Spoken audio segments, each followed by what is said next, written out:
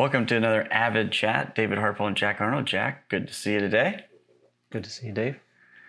There's a lot going on out there today, and we're going to talk quickly on what you should do when the headlines are scary. Right now, all sorts of things are going on in the world, and it really makes me think of a few things to keep in mind as you hear these things, because our first notion is typically fear. So one thing that I would say is consider the source. You know, if you're reading something from the Huffington Post and it's talking about investing, might not be the best place to get your news from. But not just that, even like, I don't know if you remember this back in like 08, 09, you know, everything was falling apart. And the joke was that CNBC was the constantly negative broadcast channel. And that's because everything they said was just doom and gloom and negative. So I would say, let's be mindful of the source that we're getting the news from before we start to react. Right.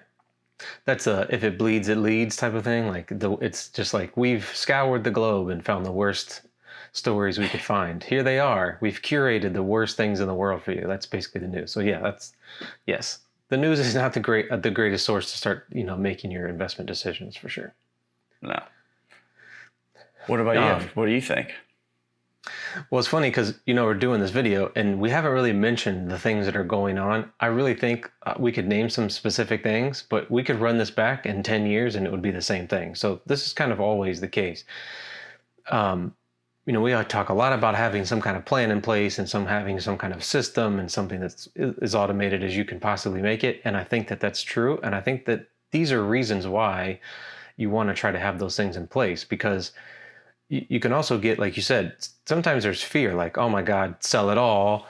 The world's coming to an end. But you can also be, there are people that are on the opposite side of this. It's just like whenever the news is really bad, they think, oh, I should invest in it's like they're trying to time the perfect time to put money in. And it's like, the best time to be adding money to your accounts if you're investing is when you have the money. So if you have the money to invest today, you probably should have been doing more the last 6 months. So if you have some kind of system in place, what the good part about it is you don't have to either way panic when things are down or go crazy when things are you feel like, oh, this is a great opportunity. It's just I'm always adding, always buying in my account. Mm-hmm. Today I am, next day I am. Whenever I get paid, I have a system in place. I follow the system. There's going to be headlines, this, that, and the other all the time, but I'm just following the system. So if you're just following the system, you don't have to read headlines and then make decisions. You've already made the decisions in the past and it's somewhat automated. I think that's great advice.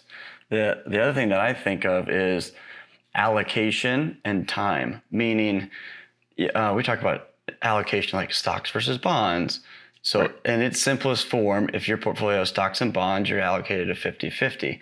But I would also say that what is the money for? In other words, if I'm saving for a home, I want to buy a new car, I want to put a pool in the backyard, whatever it is that you're setting money aside, if your time horizon is, let's say, 12 months or even 2 years, you should not have money in the stock market, in my opinion, in that category. It's just not worth the risk of losing 10, 15 or more % of your principal on a short-term thing. So I would say be mindful of the money that you're invested and what is its purpose. If it's like tomorrow or next year's money, of course, you're going to wake up in the middle of the night.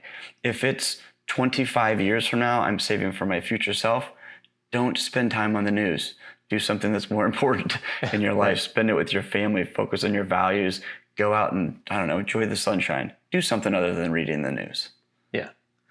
One last point is, whatever the event is today, which we still have not said what the event is, which I think is good. The event today was an unknown thing 30, 60 days ago. It's like all these things, there's lots of possibilities, but it's not as if somebody was predicting this, the end of last year, let's say.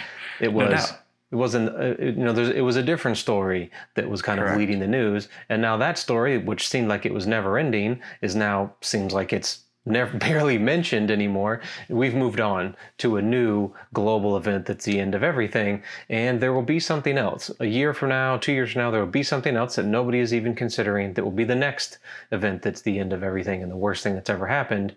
And this is constant, to your point. If you're going to be investing for another 20 years, get used to it. This is all the time. It's constant. It never ends, and you can't just make your decisions based on headlines. No doubt about it. So know your source, have a system, make sure your investment is allocated correctly to the time frame to which you need the money. It's a good chat, Jack. Have a great day. We'll see you next time. All right.